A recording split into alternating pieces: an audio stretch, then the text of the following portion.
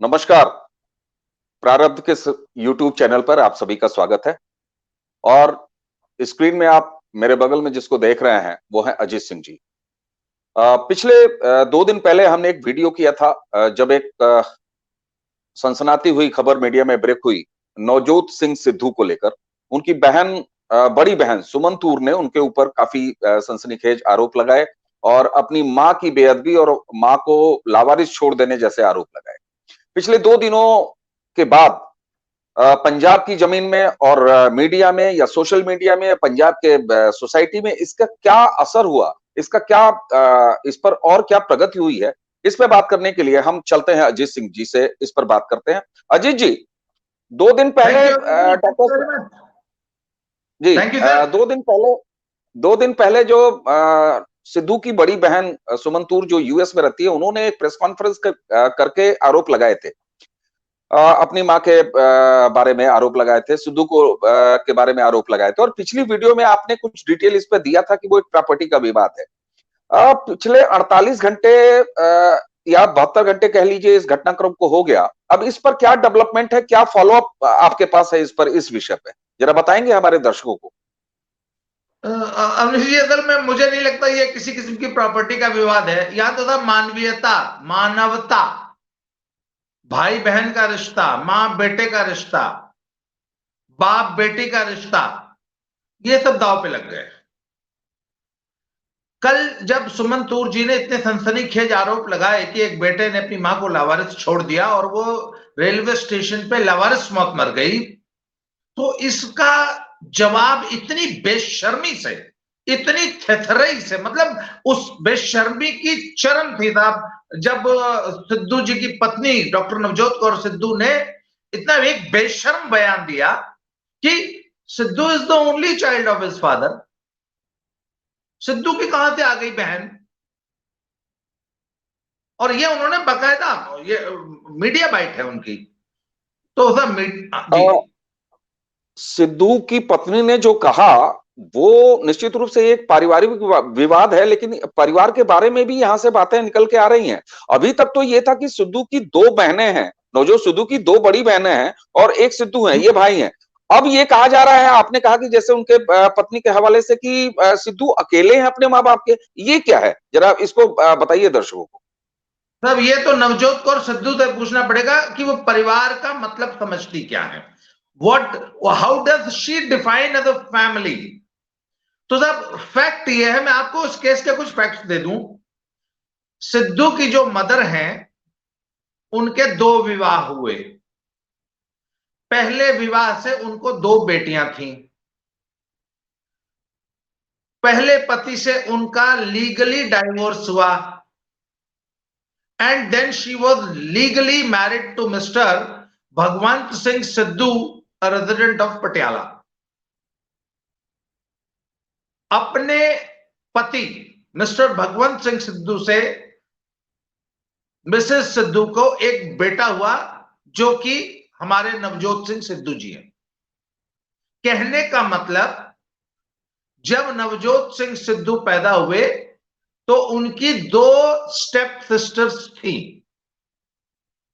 पर कल जब नवजोत कौर सिद्धू, उनकी पत्नी ने यह बयान दिया कि सिद्धू तो अपने पिता की अकेली संतान है, तो पिता की तो अकेली संतान है, पर माता की 3 संतानें हैं और माता की संतान भी संतान होती है। तो मीडिया ने तब तुरंत सिद्धू का ही एक बयान उठा के सामने रख दिया जिसमें सिद्धू कह रहे हैं कि मेरी बड़ी बहन मुझसे 16 साल बड़ी है और मेरी जो उनसे छोटी वाली है वो मुझसे 13 साल बड़ी है। अब सब एक बात बताइए, मैं doctor Navjot Kaur Sidhu, wife of Shri Navjot Singh Sidhu, तो एक बात पूछना चाहता हूं कि एक नवजात शिशु के लिए 16 साल बड़ी बहन का मतलब क्या होता है? तब 16 साल की बच्ची, उसकी माता को जब संतान होती है ना, तो वो मां की भूमिका में होती है उस समय।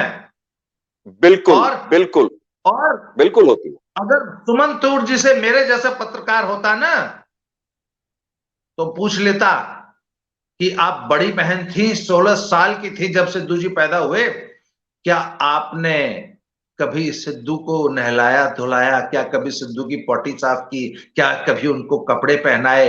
क्या कभी उनका डायपर धोया?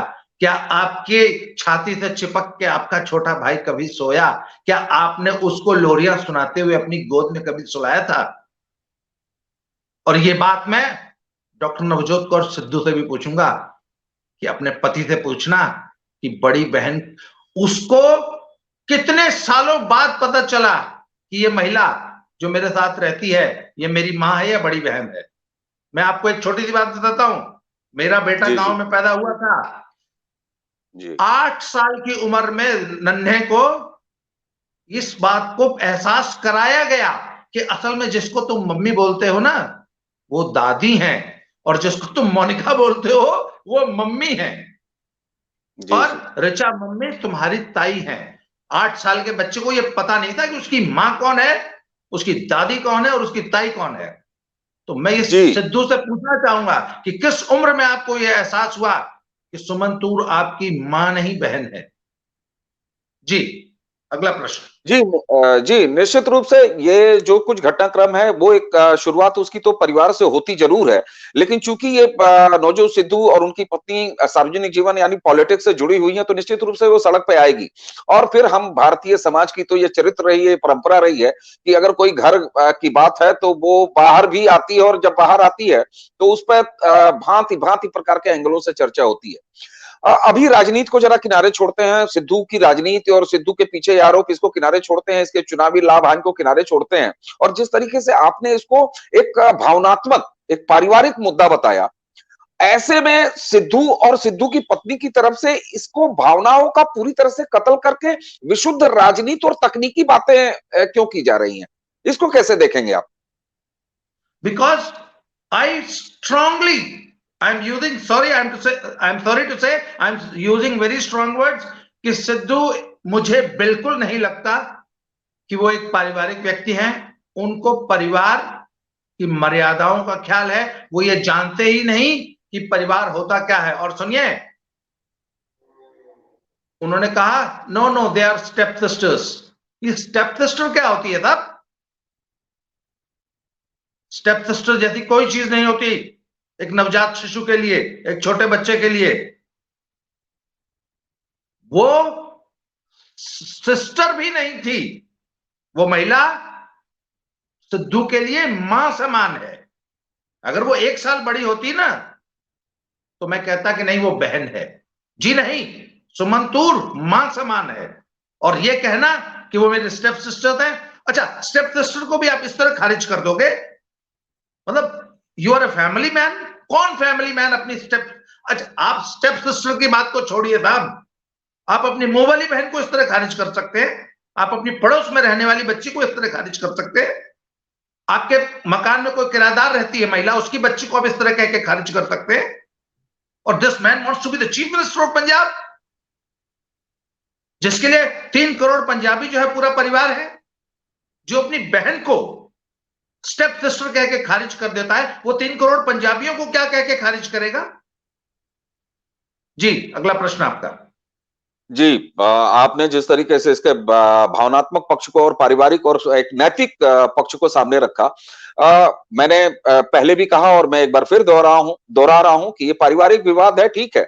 इसके लीगल और इसके बाकी कानूनी और दांव पेच और कचहरी में जाके प्रॉपर्टी लड़ लेना, ओन करना, डिसोन करना, स्टेप मुंह बोली, सगी बहनों को भी, यहाँ तो माँ की हत्याएं की गई हैं, बहनों और भाइयों की हत्याएं की गई हैं प्रॉपर्टी में, तो ये तो हर समाज का एक चरित्र होता है। लेकिन नैतिक रूप से, अभी हम राजनीति इसके राजनीतिक मायनों पर भी आएंगे, लेकिन नैतिक रूप से आप जिस तरीके से कह रहे हैं उस तरह से ये नवजोत सिंह सिद्धू और उनकी पत्नी के एक क्रूर चरित्र को दिखाता है, एक असामाजिक चरित्र को दिखाता है। क्या ऐसा लग रहा है आपको? बिल्कुल, ये टोटल इर्रेस्पॉन्सिबिलिटी वाली बात है कि अपनी बहन को स्टेप सिस्टर कह के खारिज कर देना, अपनी मां को डिसोन कर देना, ये कह देना कि मेरी मां तो 2 साल की, जब मैं 2 साल का था तभी मेरे पिता से सेपरेट हो गई थी, अलग रहने लगी थी। तो साहब ये पूरी तरह इररिस्पॉन्सिबल बयान है, इररिस्पॉन्सिबल बिहेवियर है। और दूसरी चीज सबसे बड़ी, देखिए हमने पूर्वांचल में भाइयों भाइयों की अलगागुजारी देखी है, आपने भी देखी होगी। एक गरीब परिवार में जब चार भाई अलग होते हैं तो एक एक थाली के लिए भी झगड़ा विवाद होता है। हौदी के लिए गोबरैया जो खांची होती है ना सर, उसका भी बंटवारा होता है, क्योंकि खाली पेट बंटवारा हो रहा होता है। सुनिए, जिस दिन ये सारा विवाद हुआ उस वक्त सिद्धू इंडियन टीम के स्टार प्लेयर थे क्रिकेट के, और ओपनिंग बैट्समैन थे, और सबसे बड़े सुपरस्टार थे इंडियन टीम के। जी बिल्कुल। उन दिनों भी करोड़ों में खेलते थे।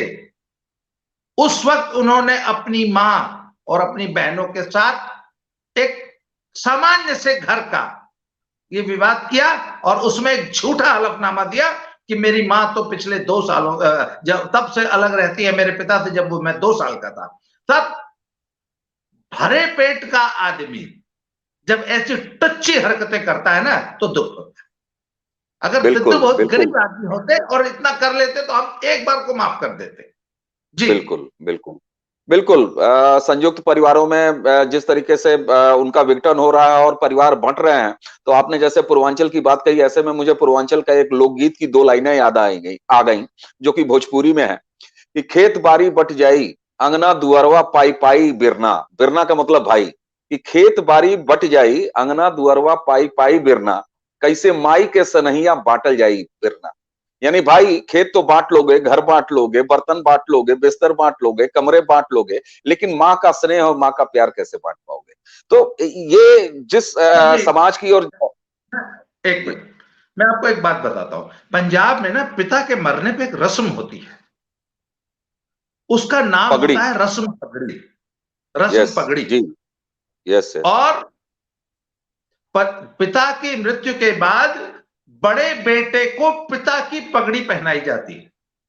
जी जी। और मैंने देखी है। उस वक्त ये कहा जाता है कि आज से तुम इस परिवार के पिता समान हो। यू आर द बिल्कुल। Man of the family. You are the man of the family.